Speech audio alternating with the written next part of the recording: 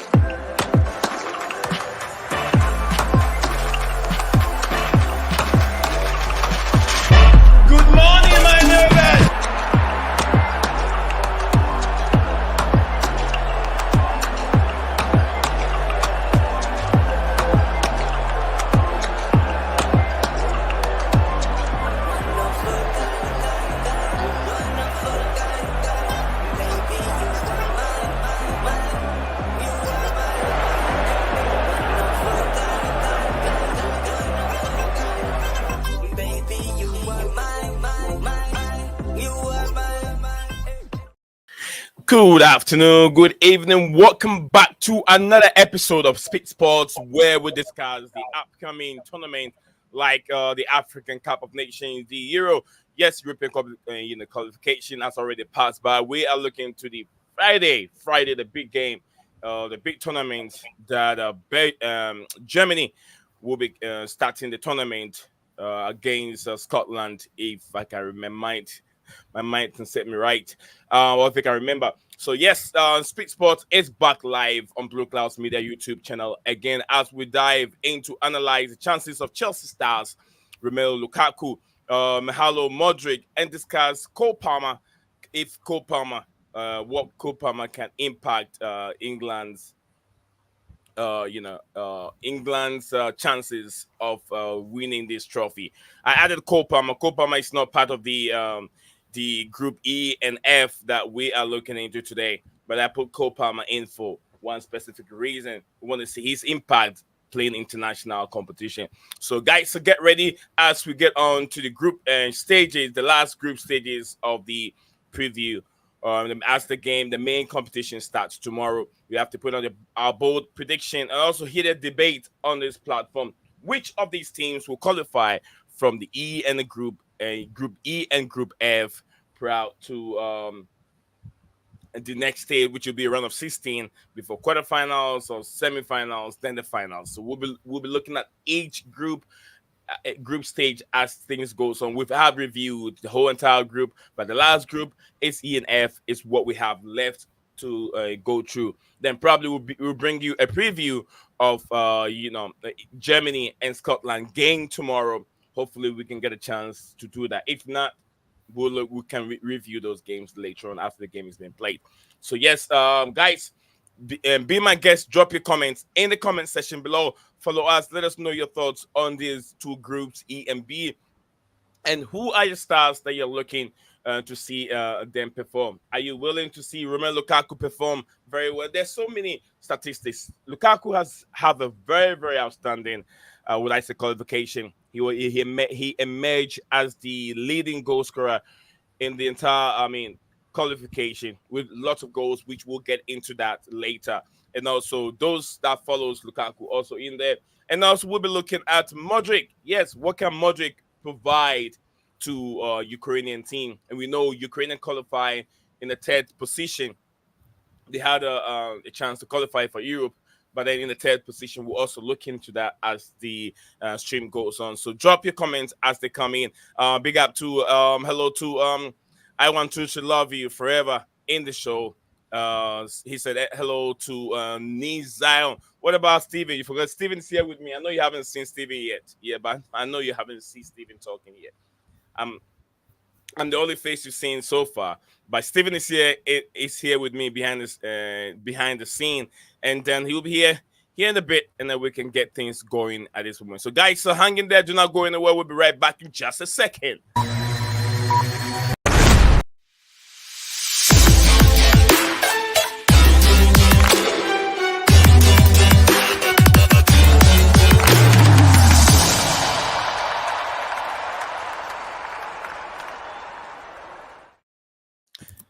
Stephen G, we are back again with another episode of Speed Sports.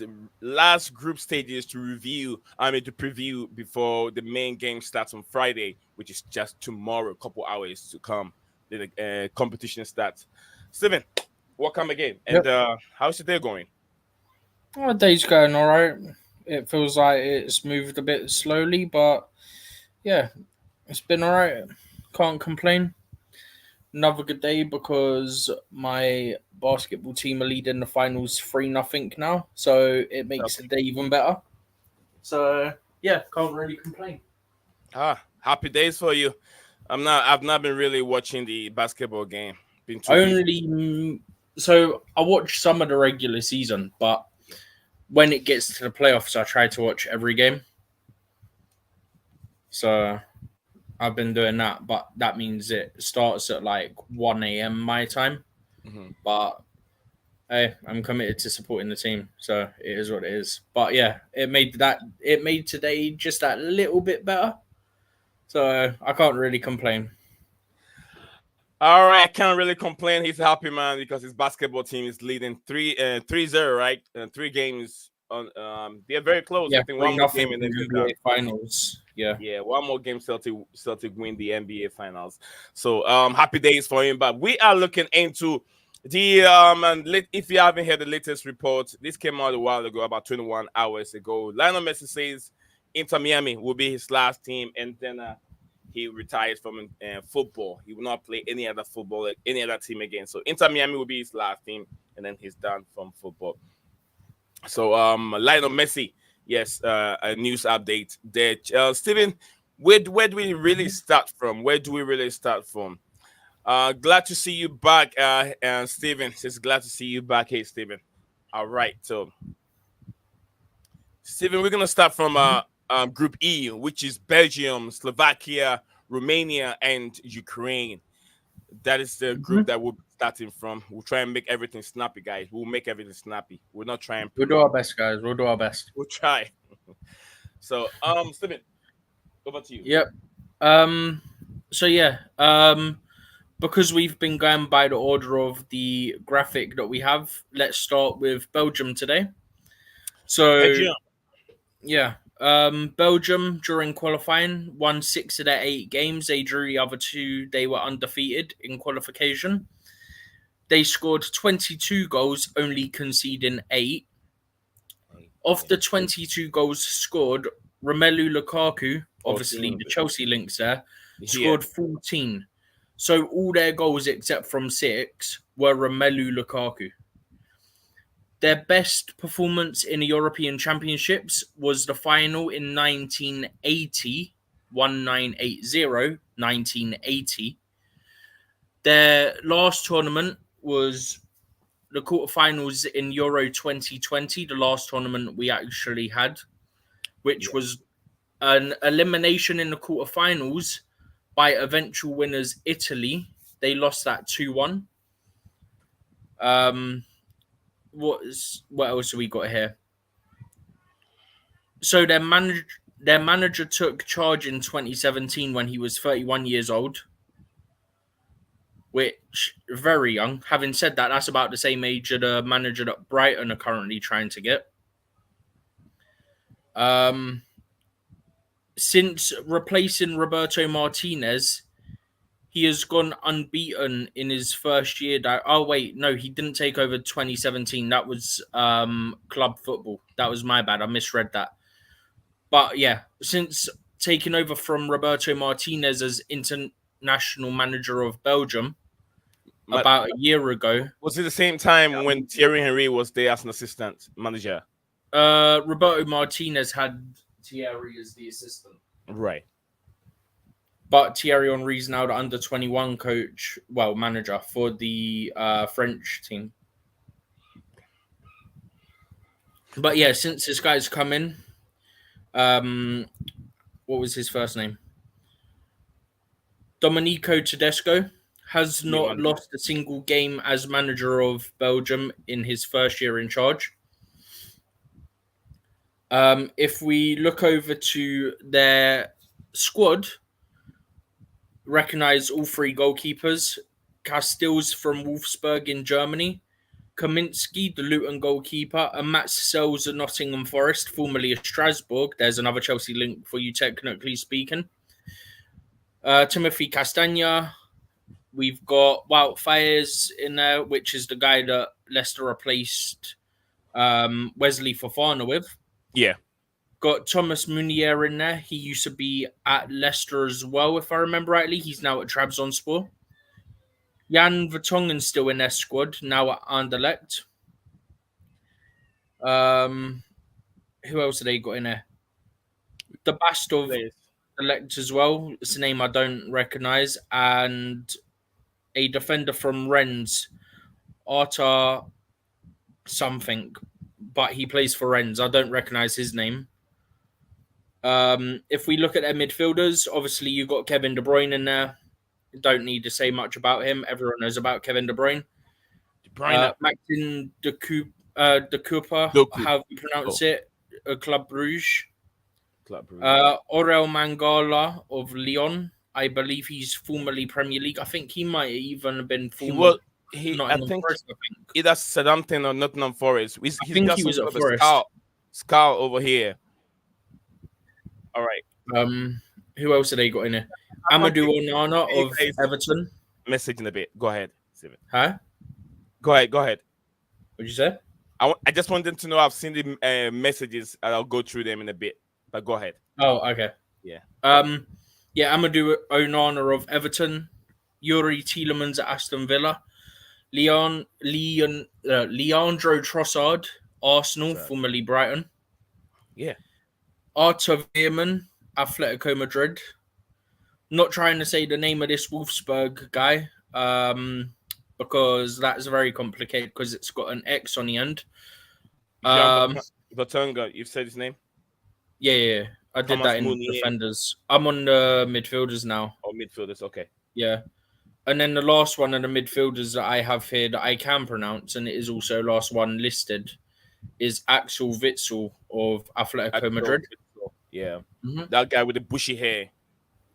What a bit like Fellaini and David Luiz. Yeah. Right. In terms of hair. Huh? All right, we go. Huh? What'd you say?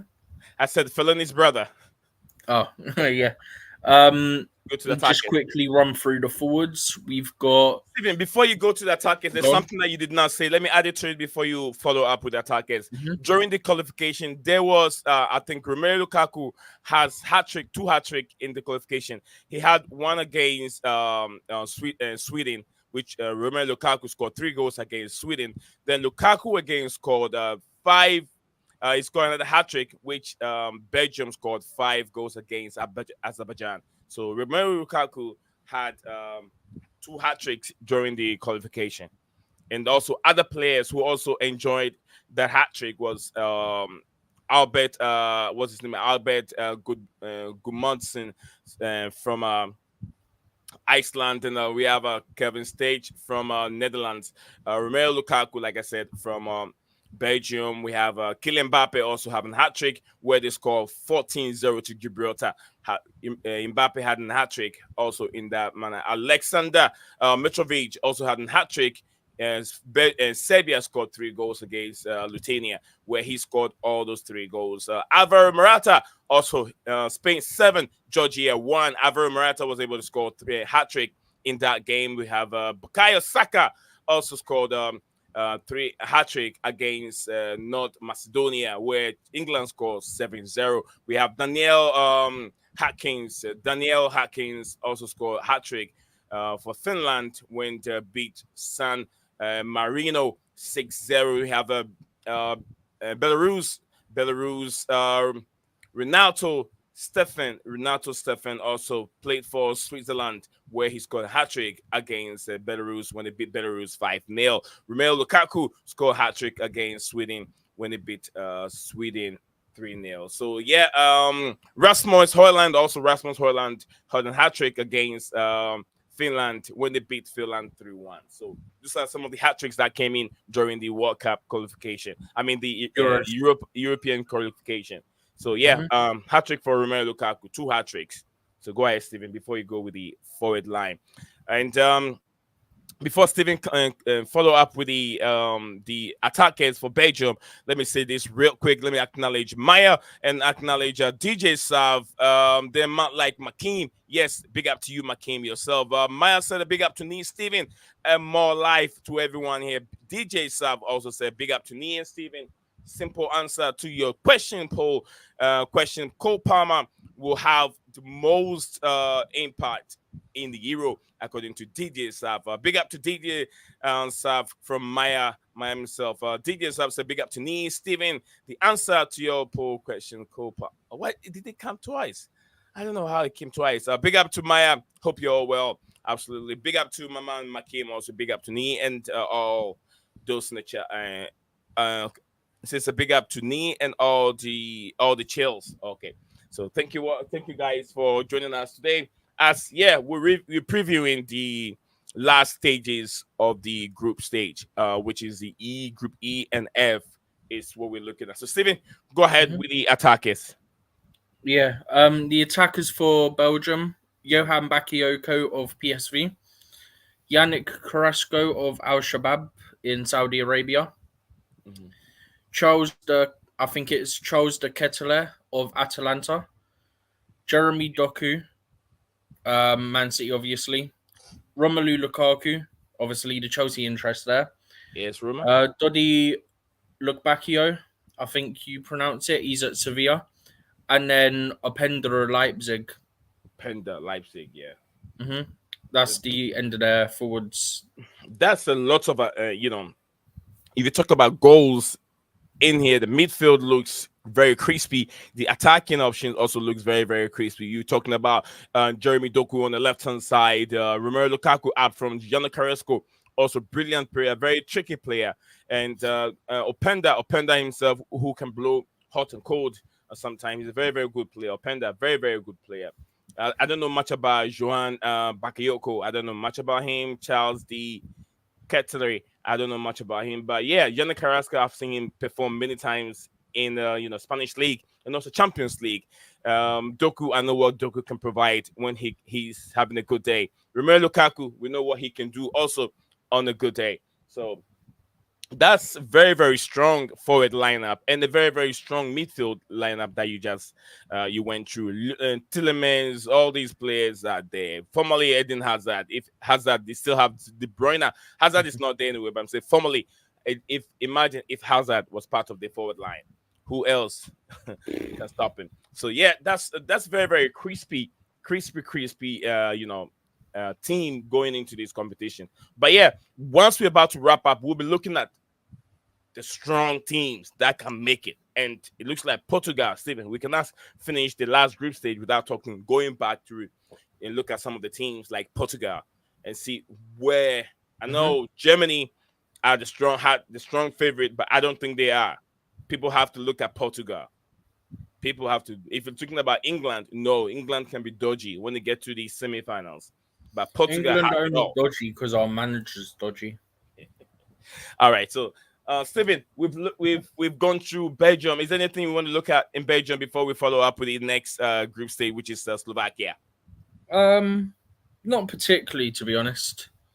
I think there's not really much more to touch on with them. But Stephen, if Um, you look at Belgium, what are their strengths and weaknesses? Bro, the biggest strength for them is going to be their attack. And what do you think? What do you think their weaknesses will be? Defense, Biggest weakness for Belgium? too many attackers, imbalanced Mm, team. no, their defense. Their defense could be a weakness. Yeah, that's what I'm looking at these. Their attack's good. Their midfield's good.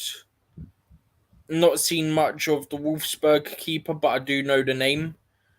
But in terms of the defense is quite light as well. You look at that, you got one, two, three, four, five. You got six defenders.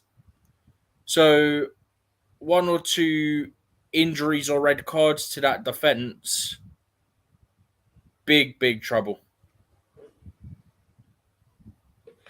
All right, so guys, so this is where we are. Big trouble. The weaknesses and their strength is the attack. They have lots of attacking players, and defense is not that strong. But Steven, let's go to Slovakia. Slovakia is next Yep. preview. Give us the Yeah. updates on them. With Slovakia, make sure I'm on the right page because I don't want the squad one yet. In qualifying, they were the runners-up of their group. They played 10 games in their group. It was one of the larger groups in the qualifications. They won 7, they drew 1, and they lost 2. They scored 17 and conceded 8. However, this would be a worry for Slovakia is that their top goal scorer, Lucas Haraslin, only scored 3 goals. Their top scorer only got 3 of their 17 goals in 10 games. Slovakia. If we look at their history, they won it when they were known as Czechoslovakia in 1976. And then when they've been known as Slovakia, they finished as round of 16. They got eliminated in 2016. So that was 2 tournaments ago. They finished and got eliminated in a round of 16. In the last tournament, the Euro 2021 that was actually played in 2021, but we move. They finished and got eliminated in the group stages of that competition. So they went from round of 16 to group stage. I mean, the fact that their striker I think he's a striker. I've got to double check in a minute. But the fact that their highest goal scorer from 10 games has 3 goals is big alarm bells if you're looking for them to cause a shock. In Euro 2016, that was Slovakia's first European Championship finals since the separation of Czechoslovakia, which happened in 1993. So that was 16. That was about 23 years after the separation of Czechoslovakia. And it was their first European Championship finals since that happened. And they got eliminated by Germany in the round of 16 in that 2016 Euros. If we move over to their squad, obviously 2 of their 3 goalkeepers, names we recognised. They got Martin Dubravka from Newcastle, Henrik Gravas of New England Revolution, but they've got Marek Grodak of Fulham. Dubravka, I know of Dubravka, but the New but you'll know Grodak as well. Marek Grodak, Fulham. Yeah, Fulham, yeah. This is the backup of Fulham. Their defenders, I think straight away, even though he's not the first one on the list I have, we have to obviously point out the main player that's going to be key for their potential success and hopefully for their sake helping them to keep a lot of clean sheets is going to be Milan Skriniar. Number 14, yeah. They'll be hoping that he's a big contributor to a couple clean sheets so that they have a chance of progressing further throughout the tournament. Outside of him, their defence, they have a lot of pretty much every name I don't recognise, but we'll run through a few of them. Vernon DeMarco. 15. David Hanko, yeah. Mm-hmm. Sebastian Kosa. Adam Obert. Dennis Vavro from Copenhagen. Peter. I'm trying to actively avoid certain names that I think I'm going to butcher. Peter Pekaric, I can say that one for you. Peter Pekaric. I hadn't seen his one. But yeah, I'm trying to avoid ones that I'll end up. Steven, saying this, look at the whole defense that you just mentioned. We have one noticeable name. Most of the time that's why I went straight to him because he's the one name that everyone's going to recognize straight away. Right. What I was trying to say is sometimes very difficult when you have just one world class, or maybe a top name in your defense where all the remaining defenders are all just average defenders, but just one defender. They don't play at a bad level. I mean, there's one club two clubs from their defense that I don't recognize the name of. The rest of them I recognize. So one plays for Salernitana, which I believe is Italy. One plays for Feyenoord. One plays for Cagliari. That's also in Italy. Feyenoord obviously being in the Netherlands. Hertha Berlin, Germany. Skriniar, as we said, PSG. And then Vavro plays for Copenhagen, so we recognise them. There's only like 2 clubs that I don't recognise the name of. Okay, so we go to the forward line. Midfielders. We just finished the midfielders. No, we've done the defence. Okay. Oh, we done defense. We're doing the midfield. Yeah. We go to the forward line. Let's go. Yeah. So, Laszlo, I'm gonna presume it's pronounced more like Bene or Benez. I'm not entirely sure, but he plays for Hamburg. Matus Berro for If you can't see the Bochum. name, just skip it and say the club that he Mhm. plays. Yes, just skip Yeah. it. So the first one was Hamburg, obviously Germany. Berro plays for Bochum, Germany again. Duda plays for Hellas Verona, Italy. That next one I'm skipping, but he plays for Genk. His first name's Patrick. I will say that because that bit I can say. I know, Patrick. I'll try. Let me see if I can say Yeah. it. Patrick Roskoski. Because that's the thing, right? You never know if there's like a silent letter, if there's an accent. Like it's so. I think I'll silent the age and start with the Roskoski. What? So Rozovsky, maybe. Yeah, Rizovsky. Yeah, Rizovsky. Mhm. Silence the age. It's not that easy. The next one, Juraj Kuka from Slovan Bratislava. The next one is Stanislav Lobotka, plays for Napoli. Yeah. And then the last one of their midfielders plays for Ostrava, Tomas Rigo. Again, there's only one player from 7 there that I midfielders. recognise in Lobotka. Outside of that, don't recognise any names. I recognise a lot of the teams, though. Yeah. So that's the thing, right? We can recognise the teams, but we don't know where they are in those teams. Are they a starter? Are they a backup? Are they a first string? That's the thing, right? Like, it's very hard to know. But that's the beauty of it, right? Like, for me, for example, all the games for the Euros are going to be on like BBC One, BBC Two, ITV1, ITV4, and all that, right? And BBC iPlayer, all that stuff, yeah? So I literally have access to the ability to watch every single game because there's no clashes until we get to the final group game. So until the final group game, I can watch every game throughout the group stage. And I'm also, And then the reason why I get a chance to watch more of these games also because once I start something, it's very hard for me to back off. But if I start in between, I don't get an interest of continuing. But if I start it, then I'm showing some interest in the game. That is why we've preview almost the whole group, come up with our own thoughts, opinion on who will make it out of the groups, and we've written things down. So there's so much interest in looking into these competitions, Stephen. So yeah, let's speed it up and let's go, Stephen. Let's speed up. Yeah. So let's quickly run through the forwards. Is there any names here I can say? I mean, we'd already touched on Lucas Harasalin. He was their top scorer in qualifying with 3 goals out of their 17. He plays for Sparta Prague. But outside of that, there is a player that plays for Boa Vista, which is in Portugal. I don't know, baby. I don't know, Stephen. I wouldn't even know. Let's go for the coach name and let's move on. Let's go for the coach's name. Francesco Cazorla, right? Francesco Cazorla is the name. Where are you looking? The coach's name. Slovakia. Oh, okay. You're back on the coach. Okay. Yeah. Bro, oh no, my tab messed up. All right, give me just okay, I'm back.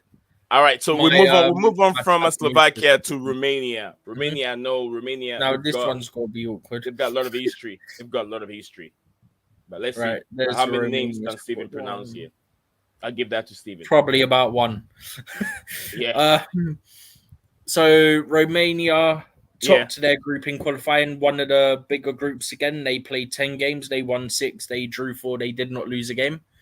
They scored 16 goals, conceding 5. They had 3 players who each scored 3 goals. I think that first one, Stanciu. I recognize that name. They came out. They Alabek, came out. and then I can't say the other one. They came out number one in their group. Romania came out number one. Yeah. No, They I won said 6 that they games, finished draw top of their 4. group. It's one of the Yeah, bigger groups right. And because there's some groups where you have 10 you have 10 teams. That was stupid.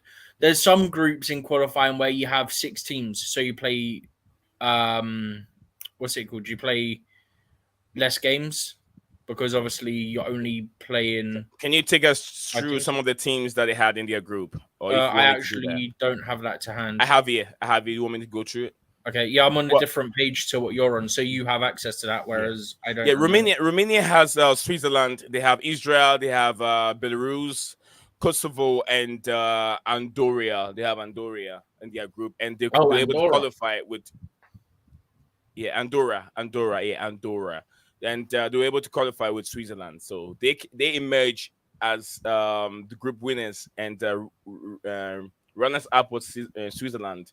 So they made 22 points out of that group, where Switzerland obtained 17 points. But yeah, they scored 11 goals. So yeah. Who scored 11? Goal difference was 11. Yeah, goal difference was 11. 11. They scored 16, conceded 5. Right. 3 of their players each scored 3 goals. Their best ever performance in the Euros was in Euro 2000, where they got to the quarterfinals. Mhm. They failed to qualify for the 2020 Euros. What's this? Bear with me 1 second. Okay, so the coach's father coached the national team to the World Cup quarterfinals in 1994, which was their best performance at a major championships. Nice. So the current coach, his father coached the national team to their best ever performance in the major championships, which was the World Cup quarterfinals. Let's not worry about going through the names, Steven. Let's not worry about it. I know there's one that I'll statistics. recognize because Which was one? it? I just saw it. Dragazin of Tottenham. There you go. Dragazin. Oh yeah. I knew that was one. Yeah, Dragazin. But that's the only one that I recognize. They've got a Dragazin and a Dragus. They've got one called Dennis Mann. Dennis Mann. Yeah. And then they have Dennis Dragos. Yeah, they say Dennis Mann. And then they have Daniel. They've got 2 Marins. They've got Hadji in there. Ayanis Hadji. You can't have Romania football a national team without the name Hadji. You can't do that. You know Mustafa Hadji, right? Mm. And then the Romanian Hadji, who was so good. I think one of the World Cup. I don't know if it's 2020, 2002 World Cup, Japan, Korea, where he was so good. I don't know if it was within that year or it was before. But yeah, Hadji. I know that player. But Stevie, let's move on. Let's move on from there. Yeah, there's not many names that we're gonna talk about Ukraine, right? We go to Ukraine. Yep, and let's just say we do know obviously a few players there, but the main one there is Mykhailo Mudryk of Chelsea that we'll be keeping our eye on throughout the tournament. Yeah. But if we quickly look at some of their history, so in qualification they came 3rd in their group. They won 4 games, drew 2, lost 2. If I remember rightly, they were England's group. They qualified by the playoffs by beating Bosnia and Herzegovina in the semi-finals and then beating Iceland in the finals. Their top scorer with 3 goals in qualification was Viktor Tsigankov. Their best ever performance, fittingly enough, was in the last Euros where they got to the quarterfinals. They were eliminated by the runners-up of the last Euros, England, in a 4-0 defeat in the quarterfinals. What have we got here? Okay, so UEFA have put... So on the page I've got, UEFA have like a did you know bit for each nation. But the only thing they've got under Did You Know was due to the ongoing stuff in Ukraine. I'm obviously not getting into it, but they basically put the national team played all their nominal home matches abroad in qualifying, 2 in Poland, 1 in Slovakia, 1 in Czech Republic, and 1 in Germany. Don't know why they had to put that as the Did You Know. They could have picked anything positive, and they went for that. Did you know that Ukraine went through this before they were able to qualify? Yeah, they want to outline the Yeah, but I mean, they problems could have that put they went something about their history, yeah, and instead they've gone due to the current invasion of Ukraine. They played all their home games in other countries. Like, okay, we know that they're doing that because their clubs are doing that, right? Yeah. But you could have literally put anything from the history. There was no need to go for the due to the war fact. Do you know what I mean? Mm-hmm. Did they do that for just Ukraine or other countries also? No. Did you know for every nation? That's what I've been reading for each one. So I was doing the qualifying, their best performance, and then I've typically been touching on the bit they have as Did You Know? So like the last one, the Did You Know was that the current manager's father got the best performance in the major tournaments for that nation of getting to the quarterfinals of the World Cup. And do you want me to take you through the group that they were in with England and others? Yeah, if you want to, yeah. Yeah, I can take you through that one. Well, Ukraine was in the same group with England, Italy, North Macedonia, and Malta. So they finished as second runner-up of that group, Group C, where England emerged as the group winner with 20 points. Italy, 14 points. Ukraine, 14 points. But the goals we had Italy in our group. Yeah. So, go for it, Steven. Go for the rest. Yeah, and then just to round that off, as I touched on as well, they then had to play in the playoffs. In the semi-final of their playoffs, they played Bosnia and Herzegovina. And then in the final, they played against Iceland. So that was their path to qualification. If we look at their squad, there's 2 goalkeeper names out of the 3 that I recognise, that being Lunin of Real Madrid and Trubin of Benfica. The other goalkeeper plays for Dynamo Kiev. Their defense. Do you know what I do like about this, right? A lot of their players, from what I've seen so far, a lot of them do actually play in Ukraine. Well, they're not literally playing there now, but you know what I mean? Like they play in the National League. So most of the time, you know, I don't know how to explain it. I remember back in the days when African country were not used to bringing in European players. As in players that are playing in abroad. Europe, right? Yeah, playing abroad, yeah. Usually the team chemistry is within them because the player they've seen each other many times, and the camping becomes they have a long time to camp in the domestic league, also in the country before they go for competition. So back in the days, it was very, very easy for Ghana to beat every team because they have long time.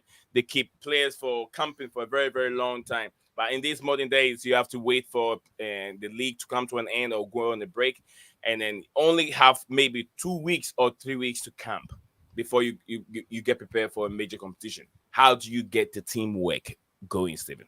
How do you do that? Yeah, I mean, very important. When you look at it, right, you've got multiple players that play for Shakhtar Donetsk, for example. And then to link that in, you've obviously got Mykhailo Mudryk of Chelsea, who used to play for Shakhtar Donetsk not too long ago. But looking at their defense, like I said, a lot of them, they do play in Ukrainian league. But names that we recognize, you got Mykhailo of Everton in there. You got Zabani, I think he's left back. No. Are you starting with the goalkeeping, or you just mentioning random names? No, I said the goalkeepers. I said there's 2 goalkeepers that will recognize as Trubin of Benfica and Lunin of Real Madrid. Yeah, Lunin, yeah. But yeah, they've got 3 players that play in the Premier League. I think Zabani's a centre back, Mykhailo, I know, is a left back, and then obviously Zinchenko of Arsenal is also a left back. Mykhailo, isn't a right back? No, Vitaly Mykhalenko is a left back. Left back, okay. Mm-hmm. Outside of that, you've got in the defence you've got 3 players in the defence that all play for Shakhtar Donetsk. I'm not going to try and pronounce the next guy's name or his club because that one's not easy at all. What does it start with? What does it start with? What does it start with? The first name's Bogdan, but then his club, I've got no clue how you're going to pronounce that one. The defense, right? Yeah. Oh, okay. Yeah, I see. It's like Bogdan Mykhalenko, I think Mykhalenko or something. Yeah, Mykhalichenko. Yeah, something like that. Yeah. But yeah, that's why I was trying to avoid it. But I can't pronounce his club's name. But yeah, there's not really much to say about defense other than you got 3 that play for Shakhtar Donetsk in there. Yeah. A couple players from other clubs. I think the LASK club is Austria, I want to say, for some reason. Dnipro, I think, is that Ukraine or is that Croatia? It's one or the other. Got one from Dynamo Kyiv, and then the one club I can't say the name of. But yeah, 3 Premier League players in that defence. In terms of the midfielders, you've got Brazko that plays for Dynamo Kyiv. You've got Ruslan Milanovsky that plays for Genoa. You've got Mykhailo Shaparenko plays for Dynamo Kyiv again. Mykhailo Shaparenko. Taras Stepanenko plays for Shakhtar Donetsk. Georgi Sudakov plays for Shakhtar Donetsk, one of Mudryk's best friends. You know, we've been linked with this guy recently. Suri Sidorchuk, I think's the pronunciation. Next guy plays for Westerlo. I think that's in Austria again. Sigankov plays for Girona. He's a midfield as well. Yarmolenko plays for Dynamo Kyiv now, former West Ham, if I remember rightly. And then the last one from their midfield is Zubkov for Shakhtar Donetsk. So you see a random theme here. There's a lot of players that play for Shakhtar Donetsk. There's a few that play for Dynamo Kyiv as well. I mean, those are the biggest team in Ukraine. Those are the biggest. Yeah, that's what I'm saying. But this is what, like, if they're that good, they could have done what, like, other players have done. Like, you've got some that play in Italy, for example. Well, 1 or 2 play in Italy. You've got 3 that play in England, 4 that play in England when you include Mudryk. You've got a few that play in Spain. Like, they don't all have to stay there, but it's very good that you've got the majority of the defence, I'd say about half of the defence actually, all play for the same club. Yeah. You've got nearly let's go to half the of the midfield play line. for We can the move on. as well. We've done 43 minutes, Steven. Yeah, it's all right. We can speed run this anyway. But forwards, just quickly, you've got Dovbik of Girona. I think Chelsea were linked with him. Mudryk, the Chelsea player, obviously. That's the Chelsea interest. Be trying to watch as many Ukrainian games as possible. I think the next guy is pronounced Vanat, plays for Dynamo Kyiv. And then Roman Yaremchuk plays for Valencia. That's the end of their squad. They've only got 4 players listed under forwards. So that could be a weakness. That could be. All right. So that is, guys, if you're watching us live, if you're just joining us on our platform, we got 5 of us watching us live on YouTube, and then we got a few of us, 20 people watching us live on X. If you're a fan of us, you like this platform, do not forget to put a like on it and drop a like on the video, and also subscribe to this platform if you haven't. We're previewing the group. We've done all the groups. The last group left is the E and F, which we're looking at some Chelsea players, either they are with Chelsea or they're no more with Chelsea, and want to see the impact of these individuals and what they can do in the upcoming Euro 2024. And also we're going to look at those specific teams that will qualify from each group. We haven't done that with the E. Yeah, we haven't done that for this one yet. I'm going Belgium and Ukraine. You go in Belgium and Ukraine. Belgium, Ukraine, then Slovakia will be third. I think Belgium definitely. Belgium and I'm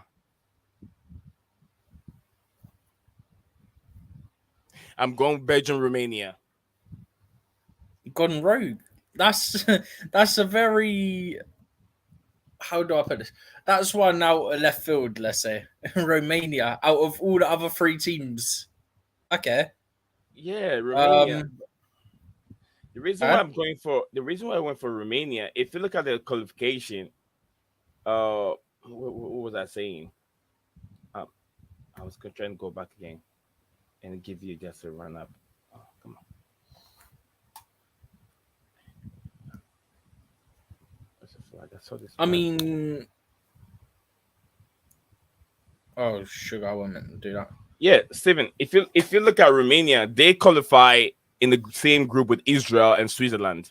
I know how good Israel can be. I know how good Switzerland can Yeah, also but be. then Ukraine had two of the biggest nations in world football, especially European football, They in have Italy and England. Italy were crap. Italy have been Ne- crap for almost about 4 years now. They didn't qualify to the They're, World they're, Cup. they're still a big nation. I don't know. Forget about that big nation. The team is not good. You say that, but compare Italy to Ukraine, yeah? Mhm. And they finished level points. They only missed out on, I think, head to head. I'm writing Romania, Steven. You write Fair Ukraine. enough.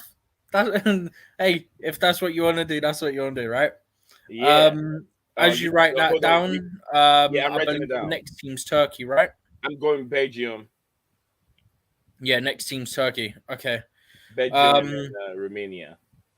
I'll get us started on Turkey as you write that down. So Yeah. Turkey finished top of their group, played 8 games, so one of the smaller groups. Won 5, drew 2, lost 1, scored 14, conceded 7. Two of their players scored 2 goals in qualifying, which was their top scorers. I'm not pronouncing the first one because I cannot pronounce it. But the other one was Schenk Tosun, who I believe used to be at Everton. Their pedigree in the Euros, as UEFA put it, is that their best ever performance was semi-finals in Euro 2008. And in Euro 2020, they got eliminated at the group stages. Yeah. The did you know section that they have is that Turkey were in the same group as Portugal and Czech Republic at Euro 2008. They defeated Czech Republic later in the final group matches in both 2008 and 2016, in which they won 3-2 against Czech Republic and 2-0 against Czech Republic in those respective tournaments.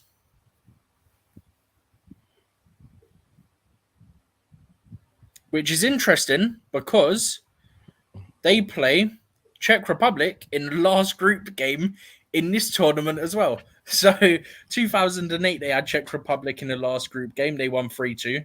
2016, they had Czech Republic in the last group game of that Euros, and they won 2-0. So weird coincidence there.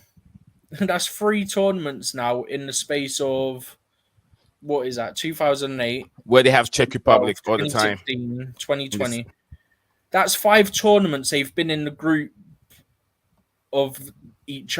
3 of the last 5 Euros, they've been in the same group. And for every single one of those 3 times, they've played each other in the last group game. That's so weird. Honestly, what are the chances?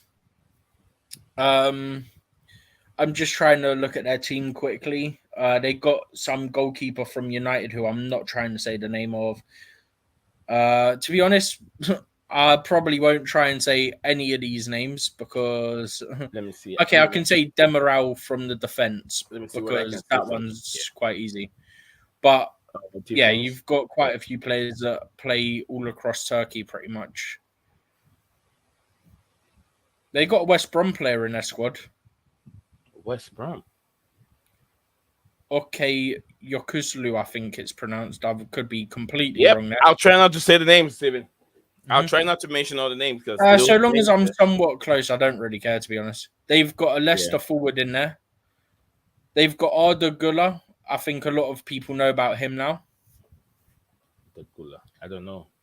He's the Turkish guy, youngster that signed for Real Madrid. Oh, okay. Who else have they got here that we recognise? Cenk Tosun, as I said, I believe he used to be at Everton.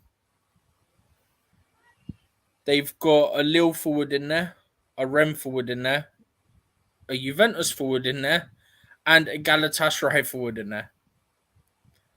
But their names are, well, three of those names are very similar. They got a Dortmund midfielder in there that Ozkan, or however you pronounce it. And obviously, how could I forget Hakan Çalhanoğlu's in that team as well? Çalhanoğlu. Aka Çalhanoğlu was used to be in the Bundesliga, and he scored a wonder goal. Which, if you go back to Bundesliga history in terms of goals that he scored, is among one of the best 50s. Çalhanoğlu. What a goal that was!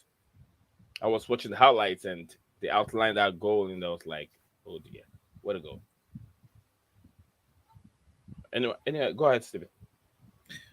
Yeah, I was just saying, there's not really any names I'm going to try and pronounce here because they're all very difficult ones to pronounce. That's why I was just trying to pick out the ones that I can say or any teams that I recognize. But yeah, once again, there's a lot from Fenerbahce. There's a few from Galatasaray as well. Obviously, two of the top teams in Turkey. But yeah, there's not really much more I can really add. Like, there's a few players that played in the Premier League, which I've touched on. There's one that's about, excuse me, there's one that's about playing the Premier League with Leicester City as well. But yeah, outside of anyone that I said, I can't really touch on it much, to be honest.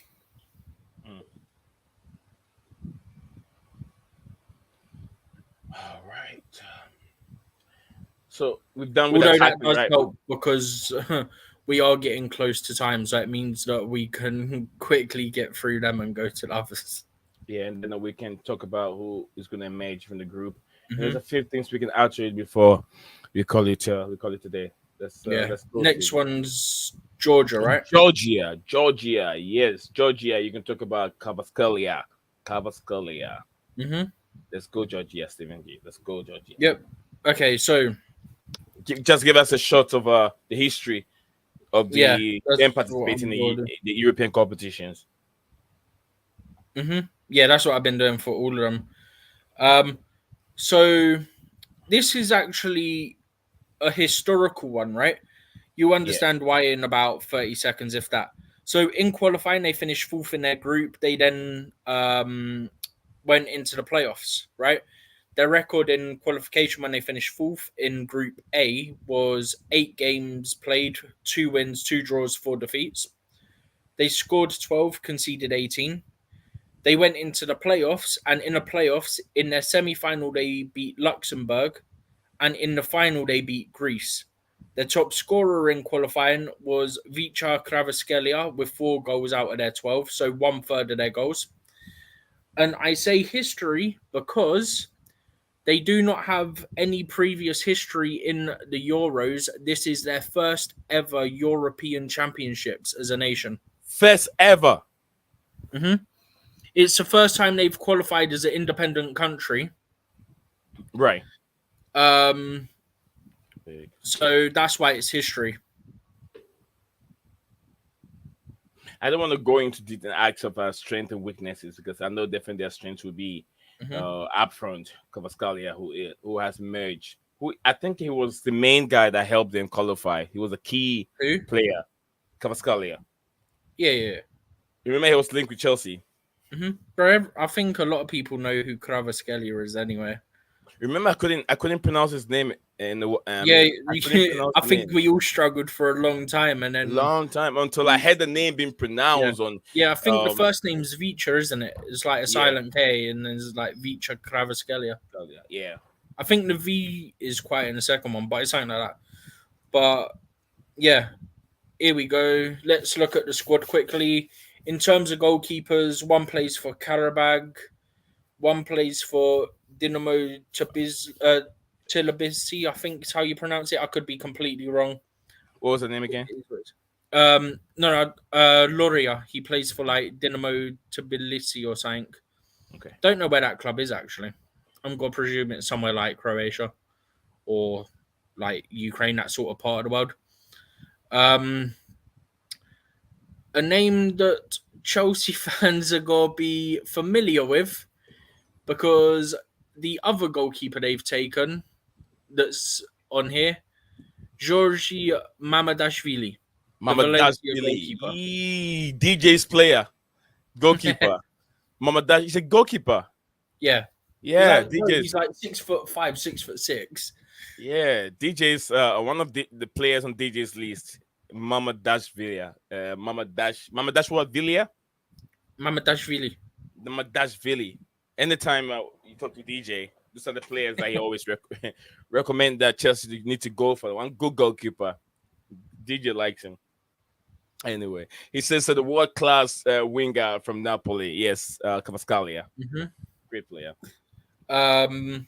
Nobody I recognize in defense, and they've all got names I don't particularly fancy trying to pronounce.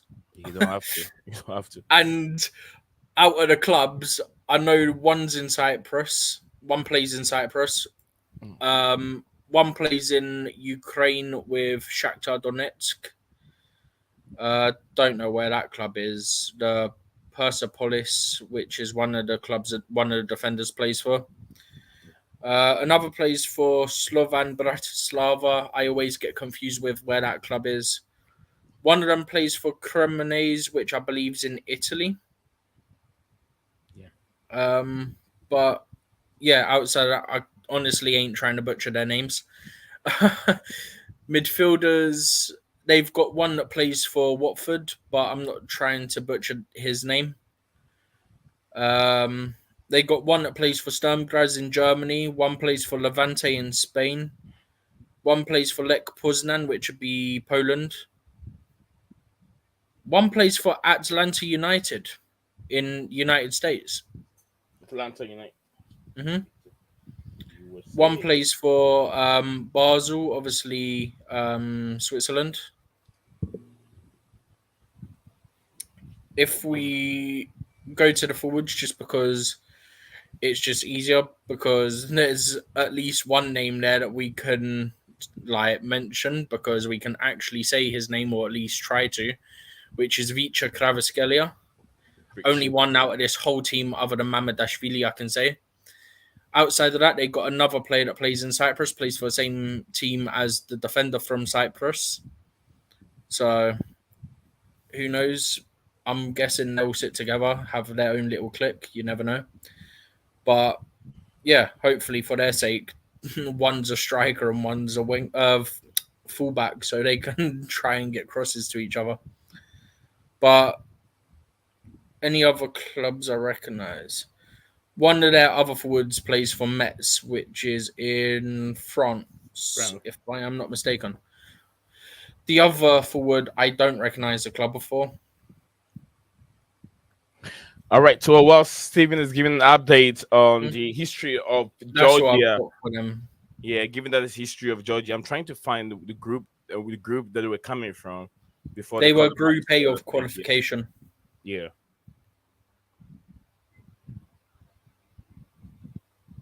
Can't find now. I'm still looking for the group. I'll try and get up. Georgia. Can't find it. G over there. I'm trying to get it up on here now. Hopefully it loads and doesn't take all day. Yeah, I can see it. Got it. You got it? They were in a group with Spain, who finished top on 21 points, winning 7 and losing 1. Second place was Scotland, who won 5 games, drew 2, lost 1, with 17 points. Third place was Norway, who got 3 wins, 2 draws. 2 draws, 3 defeats, 11 points. Fourth place was Georgia, who got 2 wins, 2 draws, 4 defeats, 8 points. And then Cyprus finished bottom, losing every single game, unfortunately. Okay. So yeah, I think we've gone through Georgia, right? The next one will be Portugal, but we'll come to Portugal here in a bit. Let me go through these two comments here, Steven. Makim said that how tall is Duran? I'm only hearing he's only 6 feet. Makim, 6 feet for a striker is only. How tall do you want him to be? I think 6 feet is a perfect Height height. doesn't guarantee you win headers either. We touched on If you this don't know when how we to were jump, talking about if you don't know how Sesko to as well. jump, yeah, if you don't know how to jump to would I say target the ball very well in the air, it doesn't mean you're gonna get goals. But anyway, 6 feet is not, Makim, 6 feet is not short, or it's not only 6 feet is tall. What do you mean? It's definitely only.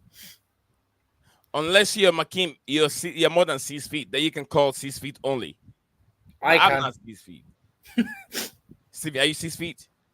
I'm like 6'3". Six what? 6'3". And I'm 5'9". So then you're way taller than me, isn't it?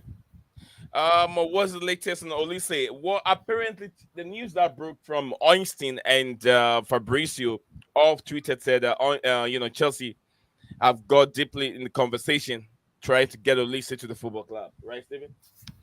Yeah, so it's essentially the other clubs that were mentioned, Man City, but they've got other priorities.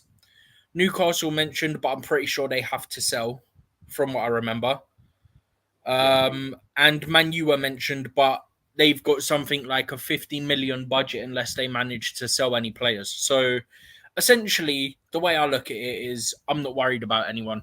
There's talk of Newcastle, but I'm not sure why he'd choose Newcastle over Chelsea.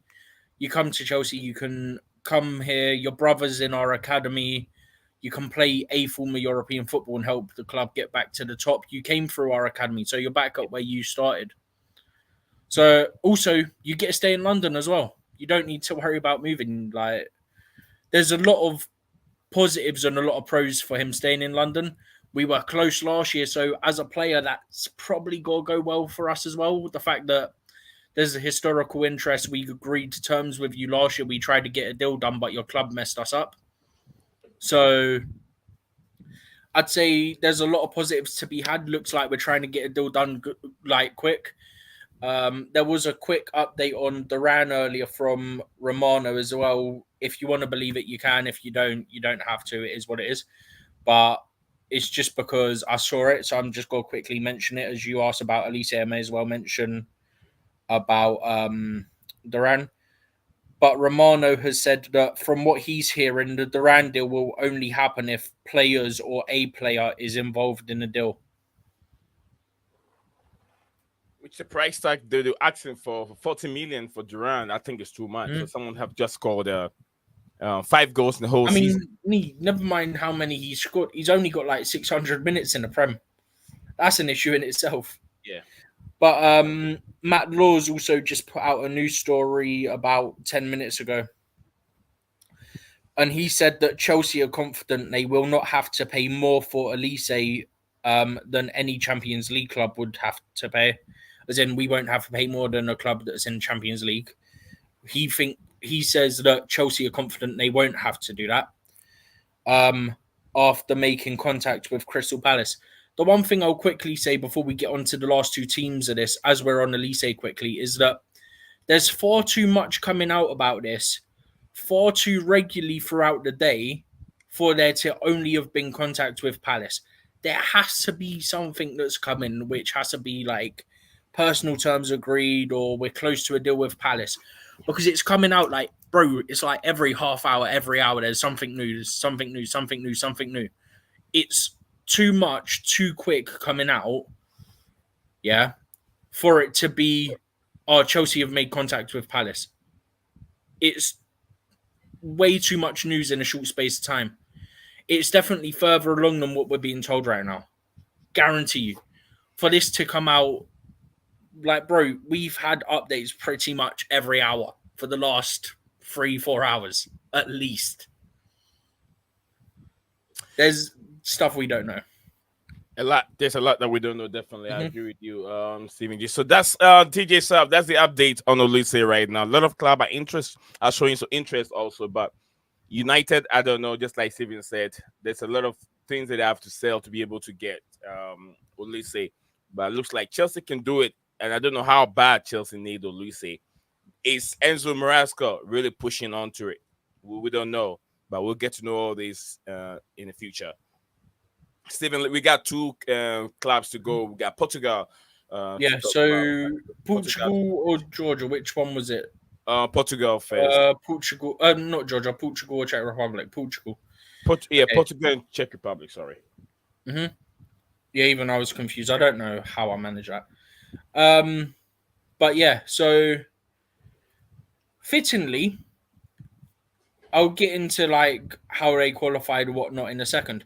But fittingly, the first two teams we talked about in this group, yeah, Turkey and Georgia, play each other match day one. The last two we're going to be talking about are Portugal and Czech Republic, and they play each other in match day one as well. So hey, it's lined up quite well, right? But Portugal and Czech Republic, they play each other in the same. Portugal, Czech Republic are playing each other in the first group game. Portugal will battle them. But in qualifying, Group J, they finished top. Nobody's surprised by that. Portugal. They went 10 for 10, as in they played 10, they won 10. 36 goals. They only conceded 2 goals. I wonder who got 10 of those goals, which was the most in their qualification. None other than Cristiano Ronaldo. Their best, obviously, they've won it one time, and that was in 2016, when that was France, if I remember rightly. Euro 2020, they got eliminated by Belgium in the round of 16. They lost 1-0. The coach is Roberto Martinez, obviously former Belgium manager, quite fittingly. Their Did You Know section that UEFA have on them is that Cristiano Ronaldo is in line for his 6th European Championship finals appearance, and that he holds the record for the most goals, 14, and appearances, 25, at the tournament, and that João Neves, who's 19 years old and in the squad, was not even born when Cristiano Ronaldo started to shine for Portugal at Euro 2004.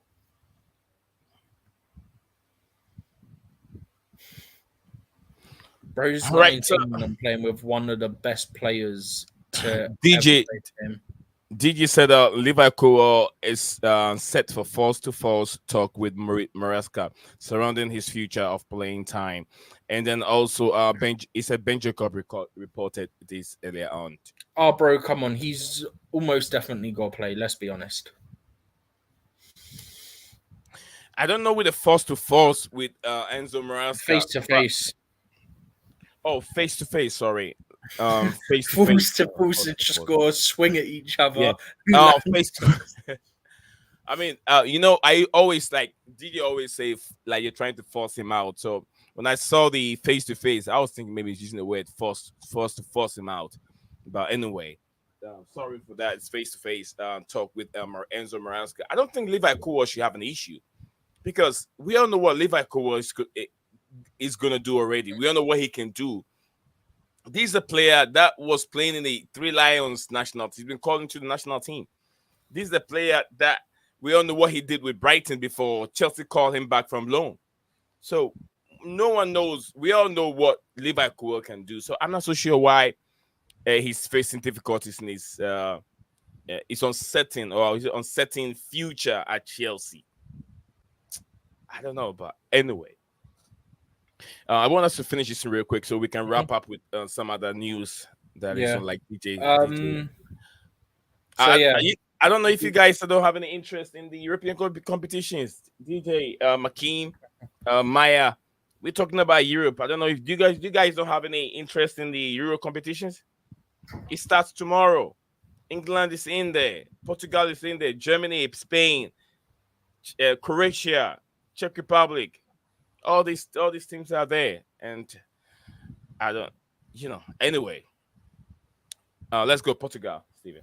One thing I'll quickly say before we go to Portugal, we can touch on this after we've done this if you want. But in Matt Law's article, he said that Crystal Palace could inquire to Chelsea about Noni Madueke.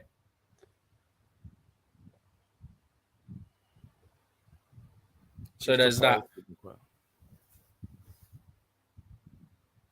But yeah, we can touch on that in a minute. But yeah, so Portugal squad, Diogo Costa, Porto goalkeeper, Rui Patricio, the Roma goalkeeper, formerly of Wolves, Jose Sarr, the Wolves goalkeeper.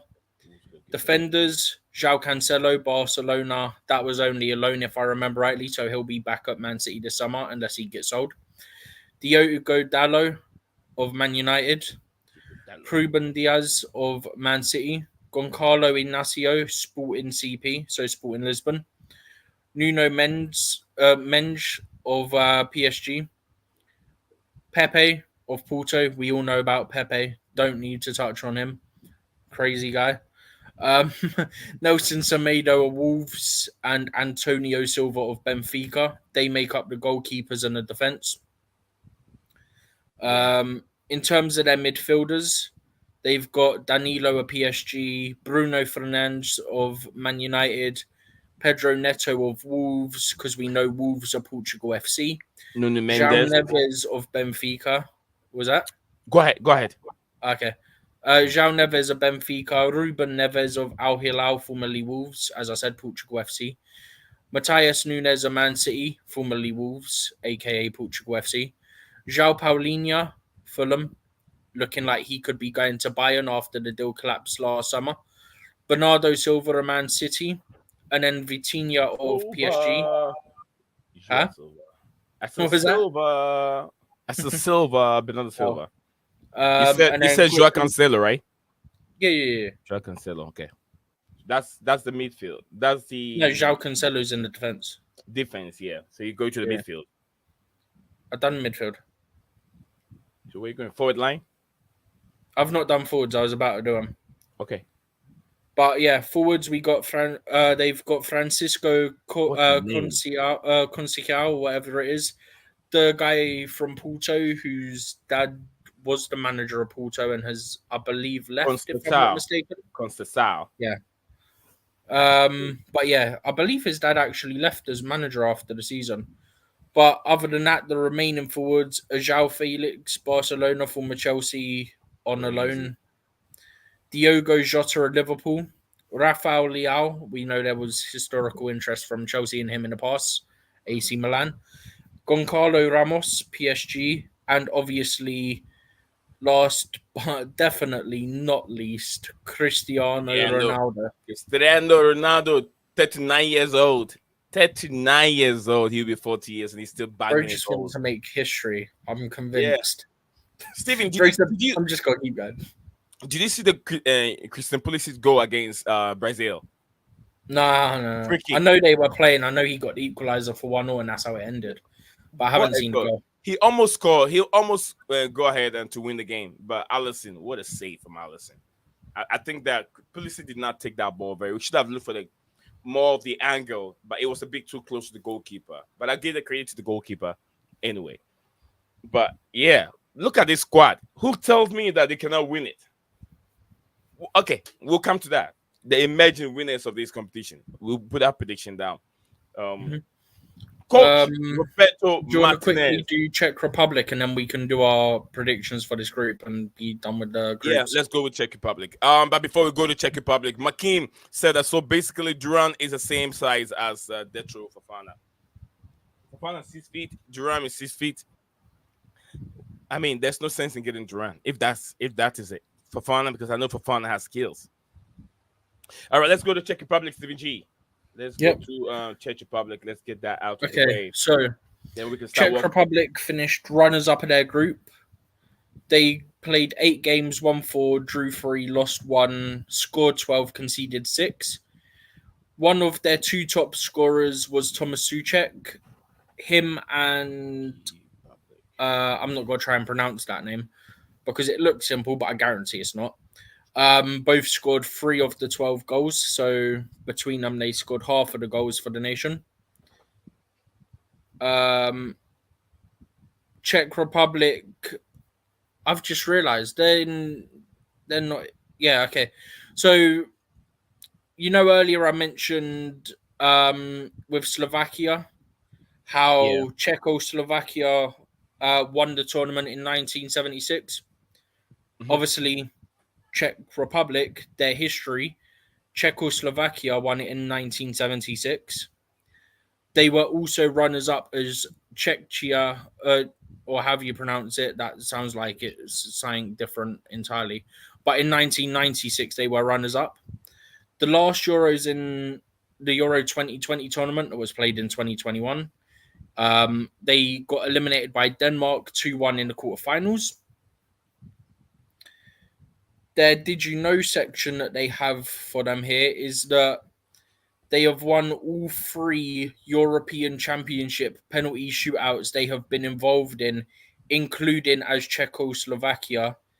They have also converted all 20 penalties taken in those penalty shootouts. Basically, you don't want to get into a penalty shootout against them. You're good. You're good. This is what Yeah, I'm taking good. from that. They got some few names there, popular names.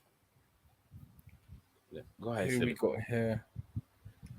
Yeah, they have what's his name again? Kufau? Kufau from West Ham, right? Mhm. Is it West Ham? Yeah, they got Kufau and That what's his tall, name? another tall defender. They got Kufau and Souček, both for West Souček, Ham. yeah, Souček, and they have Peter Cech also in the goalpost. That's not true.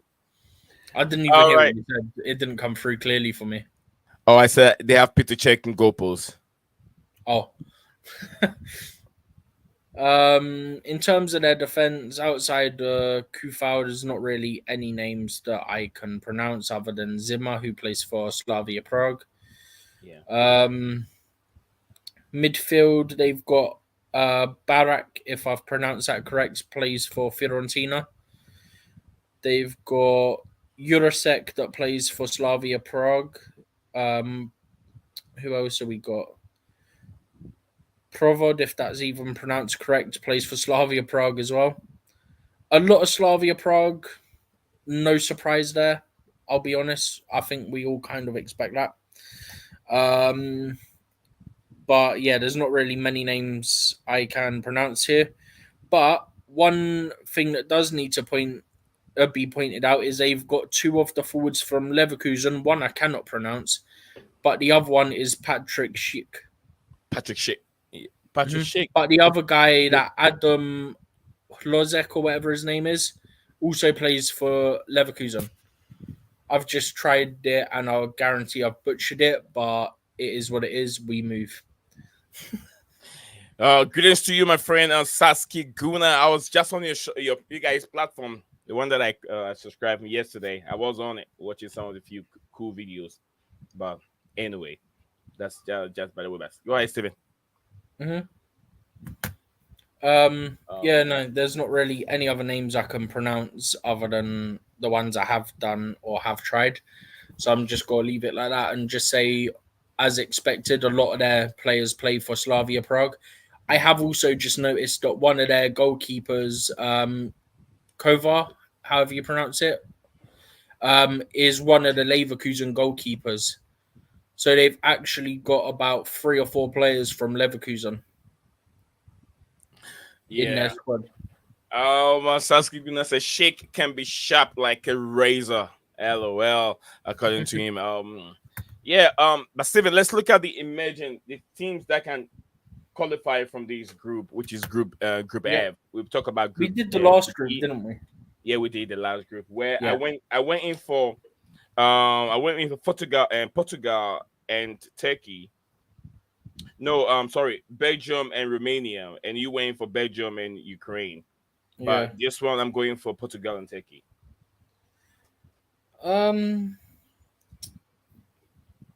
Definitely Portugal. That goes without saying. Who will be the And next one? then who do I have in my mind as second place? Ooh.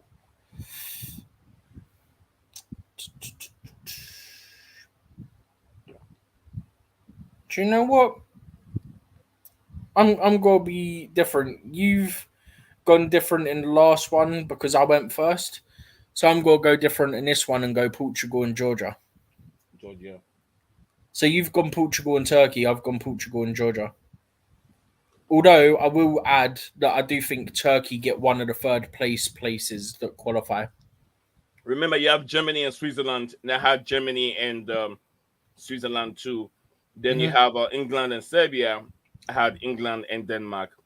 Then we Yep. move on to the next What did stage. you do for Group B? What did you do for Italy, Spain, Croatia, Albania? I didn't go for it. We didn't do it. I swear we did. We can put that one here. I think I can't remember. I feel like we did. I can't even remember what I said now. I think I said Croatia and Italy. I think I said, but I had. It was either Italy or Spain second, but the third place would qualify. Was what I said. But I had Croatia qualifying. Okay, Croatia. Croatia and who? I think I went Italy. I got a funny feeling I went Italy. I don't remember. I have to go back to the B again and see who. Yeah, I think I said Italy, but I could be wrong. But I'm definitely sure that we did it. You're talking about the B. Yeah. B. If I look at it, I'll go for Croatia and Spain. Yeah, I remember. I said I think Italy. I Started went before that. Croatia, Italy, and then I think I said I'd have Spain as one of my third place teams qualifying. Yeah, I'm going for Croatia and Spain. Mm-hmm. Okay, so different on that one as well. Yeah. Gone different on quite a few of them, to be fair. Yeah, we went different on E. I mean, the E group E went different. Group F we went different also. So I'm presuming Group D we went different.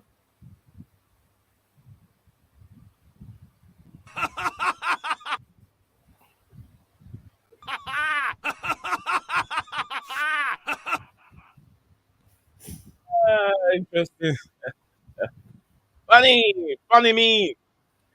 Yes, guys, this is where we bring the all the preview of the group stages to an end. The main game or the main tournament kickoff tomorrow, which will be Germany and Scotland. Germany and Scotland. It's not going to be that easy for Germany, but then I believe it kicks off for 4 p.m. for you, right? It kicks off 8 p.m. for me. yeah, I think so. What's the time for you now? It's 3:23 for you, right? Yeah, in about a few minutes time, we'll be kicking off 3 p.m. Huh? So in about 37 minutes. 37 minutes, it'll be kicked. Yeah. The game starts So on Monday. for you, I'm on guessing Friday. it's nearly 3:30, right? Yeah. Yeah, so it'd be 4 o'clock for you.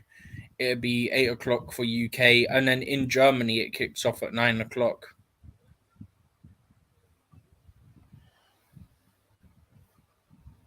But yeah, I've actually kind of enjoyed it. It's just different, isn't it? Like we always do Chelsea, we always do transfer news, whether it be Chelsea, touch on other teams, whatnot. So I think it's quite nice to do something different, change it up a bit. It's refreshing.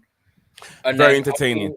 I think more people come in throughout the tournament because obviously it's not started yet. Yeah. So I think that's what's going to end up happening.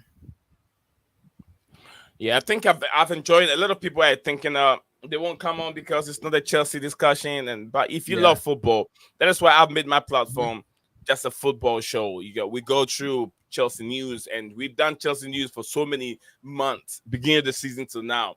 There's another competition. Let's draw some attention on it. We're gonna throw so much attention on Duran, and at the end of the day, Duran is not going to be at the football club, or maybe Oluse. Oluse is not going to be there. We'll talk more when these players join the football club. Right now, there's so many he said, she said, hearsay, a lot of hearsay, and then so many speculation. Hearsay. Yeah, objection. Hearsay. Your Honor, he said what? Can I? So yeah, too many he say It's he's just a there over nice there. change up. It's a It's bit refreshing for us, a bit refreshing for you guys as well. yeah, I love But it. yeah, I've just seen what Sasky said about tomorrow. The games at You want to one go for some p.m. of the comments? and they're going to do a watch along whilst at their office. Oh, you wanna go through some few of the comments? You can go for it if you want to. We could do. Where are we? Yeah. Portugal and So Sasky said Portugal and their dark horse is Georgia. Got Georgia in mind.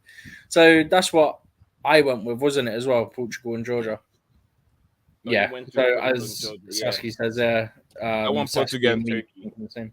Huh? I want Portugal and Turkey. What did you say? I went for Portugal and Turkey. Oh, Chris, I don't know why the audio don't always come through clear, which is weird. Group B, Sasky's from gone for Portugal. Spain, Croatia, Italy, Albania, and then said, yeah, Italy and Turks. Yes, Stephen, get in as third place nations. Then says tomorrow the game's at 1 p.m. for them. They're going to be doing a watch along whilst they're in their office. That's commitment. That is commitment. Yeah, because there's 4 teams that qualify from best Yeah. third place and 2 get eliminated. And then yeah, cannot wait for June the 20th, Copa America, Canada versus Argentina. Oh man, I really want to try and watch some of the Copa America, but it's got to be at like probably 2, 3, 4 a.m. for me. Very So late. look, I know my sleeping pattern's bad, yeah, but I don't think even I could handle that whilst the Euros are going on at the same time. That might be struggle town. Yeah, no. I'll have to look into it and see what's happening. Oh dear. Okay. Steven, Mm-hmm. England. We go back to Yep. England again. Mm-hmm. Where do you think? Take your English jersey down. Take your English jersey or your patriotism aside. I don't have Where? one on. Okay. Where do you think England can finish in this competition? I'd say we have one. I'd say in terms of the team we have, we should be competing. However, Southgate holds us back. So if I was to have a quick look, I still think we'll finish top of the group. But then I've got to double check what group we're in, so then I can figure out who we could potentially play in the first elimination round. Because knowing Southgate, that's when we'll go out. Yeah. This is how little faith I have in Gareth Southgate. I feel like there's a potential go out in the round of 16. So England are Group C. Yeah. England joined the same group. So if England finish first in Group C, they'll play a third place team, which would be third place from Group D, which has Poland, Netherlands, Austria, France. That could be an issue. Third place from Group E, which is Belgium, Slovakia, Romania, Ukraine. Not as much an issue. Or third place from Group F, which is Turkey, Georgia, Portugal, or Czech Republic. In other words, I'm hoping that we don't get third place from Group D because that could be very problematic. Outside of that, the other 2 potential third place teams we could get by finishing first in our group, I'd be happy with. Saskia gonna say that Denmark wants us revenge on England. Then he says Sabians will be real good. Bring Yeah. it. I won't be surprised. Look, I can't even wait to see Scotland play England. If one way or the other they meet each other, I just want to see it.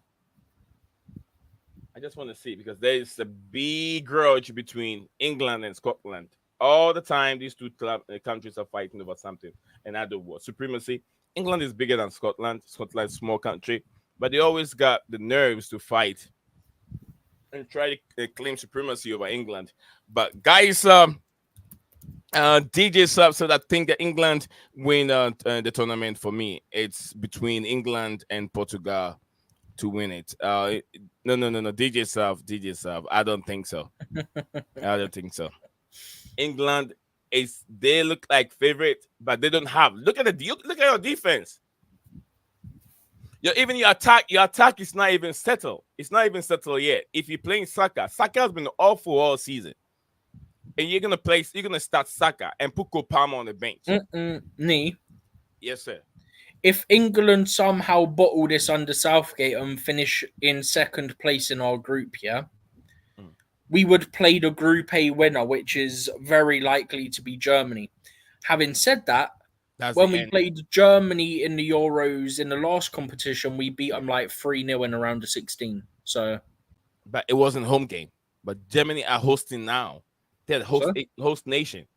You're talking about host nation. I'm just pointing out, I have so little faith in Southgate.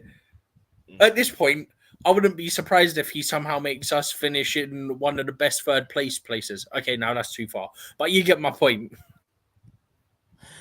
All right, Saskia says so probably quarterfinals. I believe maybe as far as England can go, they can push it to the semifinals. They're going to get eliminated. That's how I think.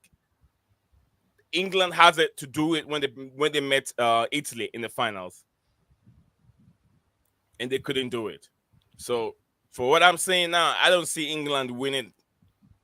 It's going to be who did say it's going to be Portugal? I think it's going to be Portugal and Croatia. No. It's going to be maybe Portugal, France, and Croatia between these two countries. These three countries. Yes. If England were to finish top of their group, then win their round of 16 match, right? They would play the winner of 2A, so second place in Group A, and second place in Group B. So Group A, as we'll remember, is Germany, Hungary, Scotland, Switzerland. So there's a potential if both England and Scotland get to a quarterfinal, that will be a England-Scotland quarterfinal if both make it there and they finish in the respective places needed. DJ, come on. DJ, click on the link is right there. The link is right there. Click on it. Come on, and then tell me what makes you think that England can go to this tournament and win it in the space of with these countries in there. Portugal. Go look at the statistics. Go look at Portugal did not lose a single game. Neither they considered only 2 games in the whole qualification series. Only 2 goals. Go look at the attack. They have João Felix. They have Cristiano Ronaldo. They have Gonzalo Ramos, which you wanted him at Chelsea. They have Diego Jota. They have all these attacking threats. And then the defense in the midfield is terrifying. The defense, they still have Pepe, whose legs are still strong and keep going. So they have legendary Pepe and they have legendary experienced attacking striker and defending players in that team. Pepe and Cristiano Ronaldo. DJ. You get wrong. Gonzalo Ramos will not even be starting the game. He's going to come from the bench when Ronaldo is not clicking. And they have another experienced manager, which is ex-Belgium manager Roberto Martinez. So, DJ, I want you to tell your 3 Lions to pack your bag and leave that tournament in the quarterfinals to semifinal stages. They don't have any room in the finals. There's no room for it. It's fine. Look, this is the thing, right? If England end up winning, then hopefully a club come in to get Southgate as their manager, yeah? If England end up not winning the tournament, then I think he leaves / gets sacked. He's definitely At which point, it's a win-win because he'll be out no matter what. Happy days. He's definitely have to go. Bro, he's ruining us, man. I heard they're going to review everything, and then I don't think he has to continue. Do you know what the review should be? The review should be you went from the semi-finals in the World Cup to the final of the Euros, to then getting knocked out of the next World Cup at it was the quarters against France, right?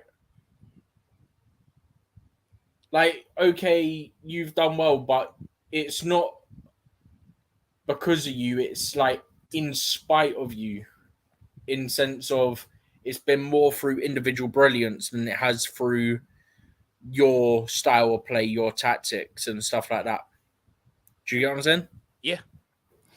That's Did the you? way the review should go. And therefore, you're fired. Did you said it's between England and Portugal? I don't think it's between England and Portugal. DJ, I wish I had the faith that you do in in DJ. England, man. To be fair, it's not even the players I don't have faith in. It's just the manager. I mean, look at the squad depth. You guys are struggling. This is the England team that back in the days you're talking about players like Paul Scholes, Steven Gerrard, Frank Lampard. By the way, Huh? did you mean for your camera to go off? By the way, No, is it off? No, I don't mean to do it. It's just went off. I didn't know if you like done it or not. It should come back. Let me change the camera and see if it's gonna come back. All right. I'm not gonna refresh. You can keep talking now. This is England. This is anyway. English. This is the English national team that has the likes of Frank Lampard and all these players, even on the bench, and those that start. The bench alone, 10 years ago, England bench can be the starting 11 for the current English national team. 10 years ago. DJ, look at your bench. Don't look at the first team alone. Look at your bench. And look at the bench of the Croatian squad. Or even look at their team. Croatia, look at their team. Look at Spain. And you're talking about England. Come on, DJ. Come again, DJ. Come again. Come again, DJ. Come again, DJ. All right. DJ, I said click on the camera and the link. Come over here. We still got some time to work for a little bit about the competition. I guess Your audio's gone. It went really weird. Can you hear me now? Yeah, it went like really quiet, almost completely mute. Can you hear me now? Yeah, it's back. Okay.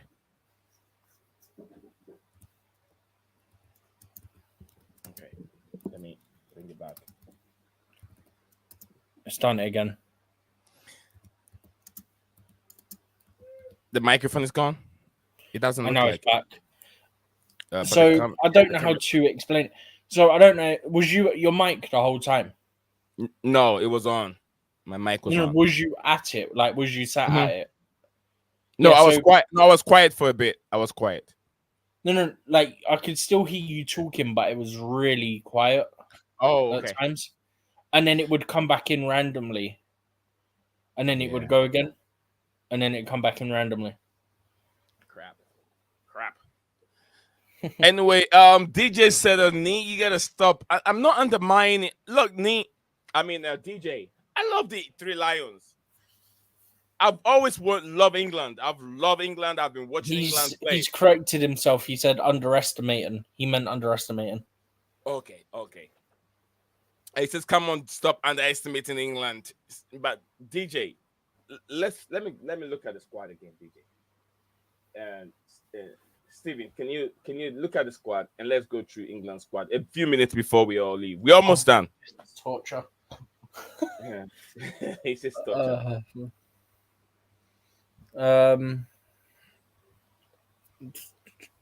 I got a. Why have I just opened another Discord tab? I've got one already. DJ, your squad, your team lost against Iceland. I don't know if you remember. To be fair, it weren't full strength. But it's still the team. That's the only saving grace that there is DJ, that it won't. Steven, if you playing under Pep Guardiola, the philosophy and the style of play is already laid down. So whoever comes in, play the same way. So yeah, but then not every player is the same quality. Is the point I'm making? Okay, so DJ, we these are your players. Saskia Gunnar said that Holland beat Iceland easy. Easy. And England couldn't even beat them with all, even let's say if it wasn't full strength, Stephen, most of those players that played against Iceland will be on the bench. So if those are the players, Bro, put it this way, yeah. you're gonna bring in to change the Ramsdale game. doesn't start, yeah. Ramsdale don't start. Okay, Walker will, Trippier will, Rice will, Stones won't for the first game. Apparently, he's quarantining. Gurhey will, Palmer isn't, Minu isn't, and Gordon isn't. So that's 1, 2, 3, 4. About half of that team are either not starters or are unavailable for the first game. I mean, Steven, DJ said Iceland came on the. It says come on the Iceland a one-off result, but they've made history over England. They've made history. DJ, Iceland have made history. 1-0. They beat you at Wembley. They're going to put it down. It goes in a history book. So when it comes to Iceland history, they've beat England 1-0. Saskia Gunnar said Iceland,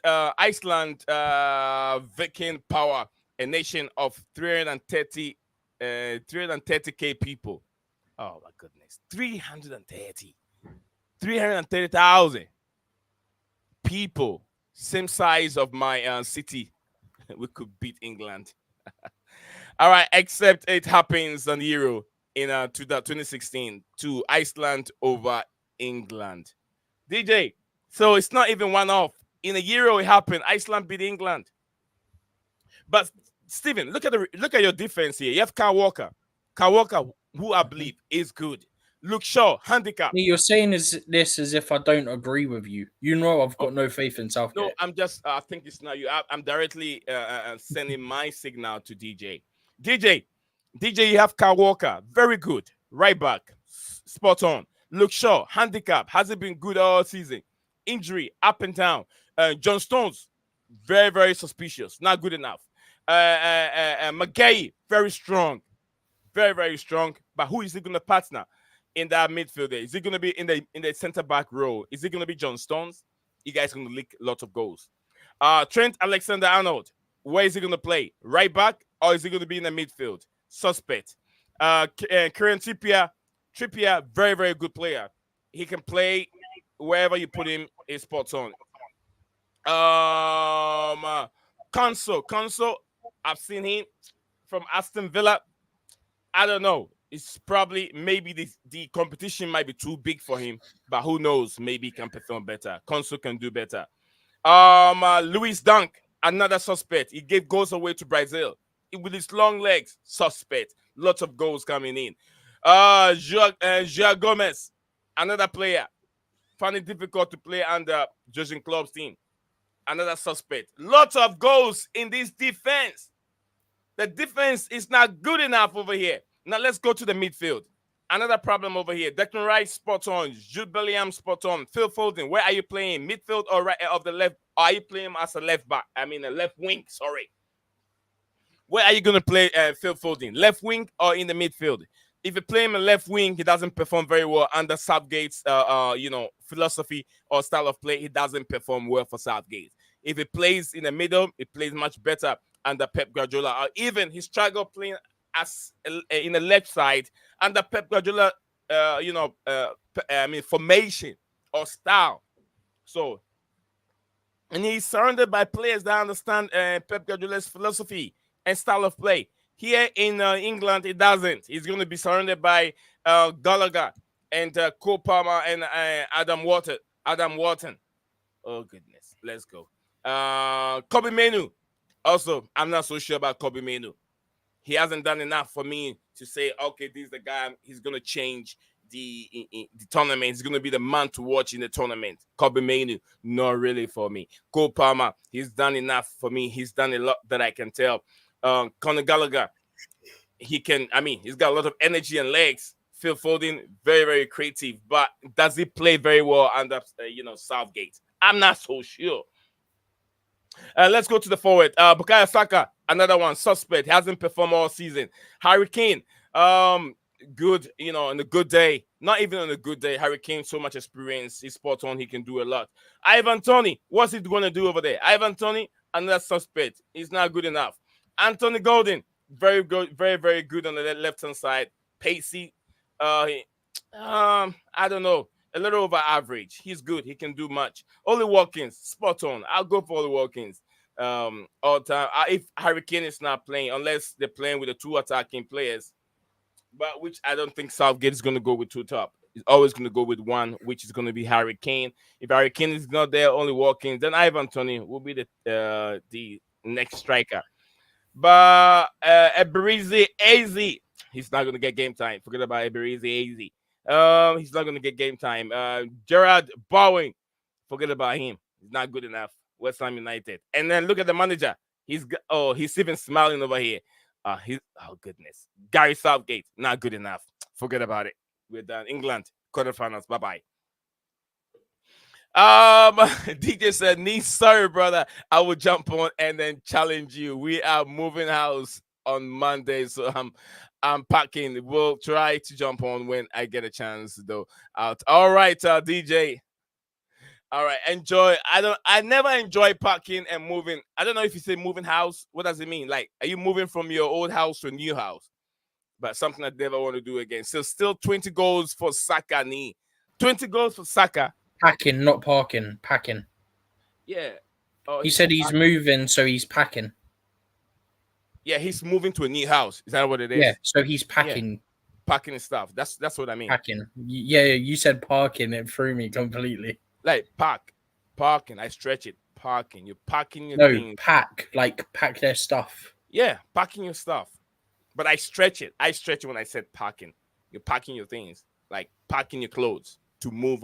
And you remember I said something that I don't like doing, moving from one house to another house. Oh, it's challenging because I got a lot of things now. I don't know.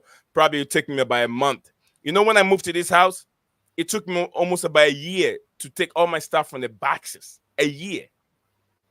To all my stuff that I put in the boxes. It took me a year to unbox all of them and to put everything in the house. It wasn't easy. Yeah, kids' toys and yourself. A DJ Sub said, "Yep, moving to a new house and in the area." Oh, good luck, DJ. Good luck. New house and new area. Yeah, new area. Good luck, DJ. But Steven, I've said my piece. What about you? Said it, and let's wrap it up over here. Sasuke Guna said that I think Watkins should start over Harry. Is it Harry Diver? Yeah.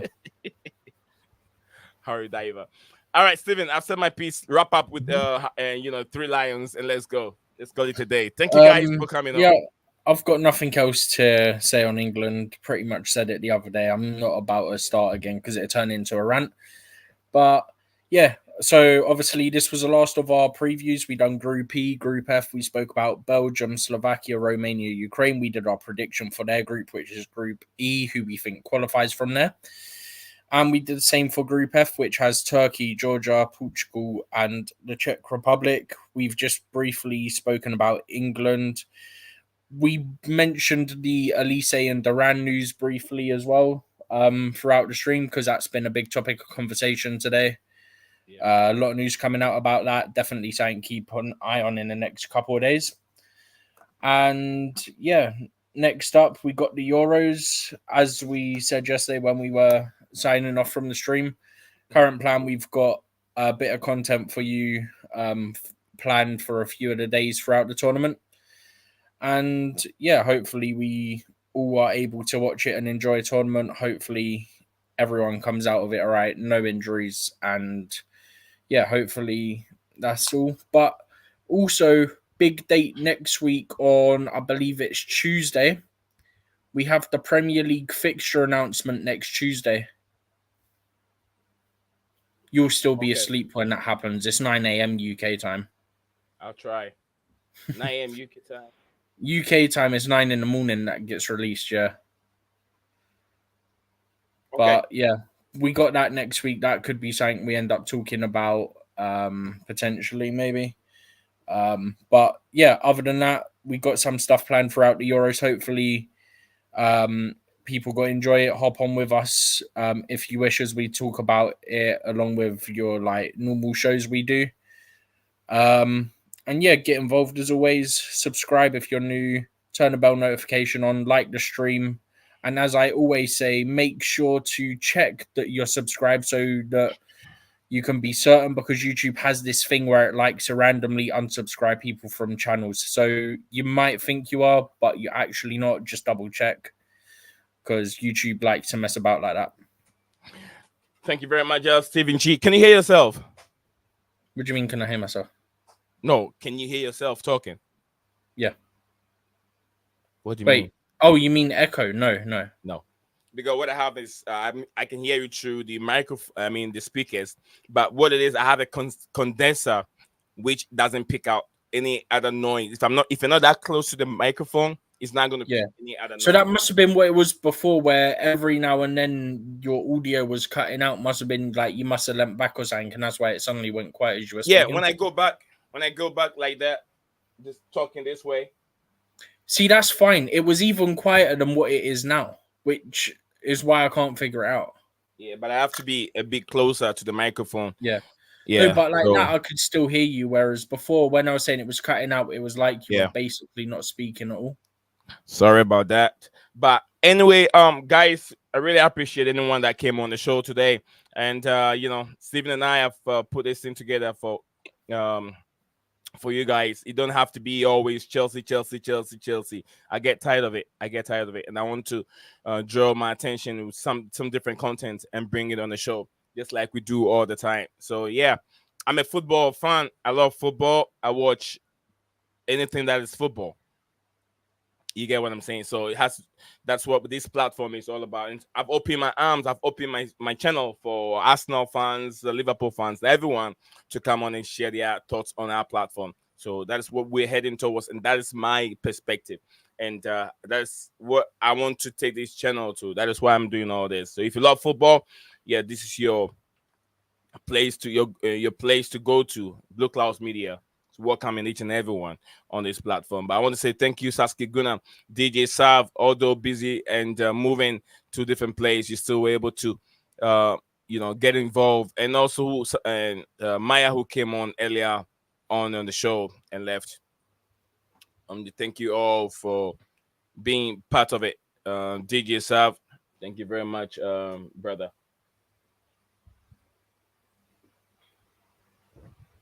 Today, DJ Sav, I think, there you go.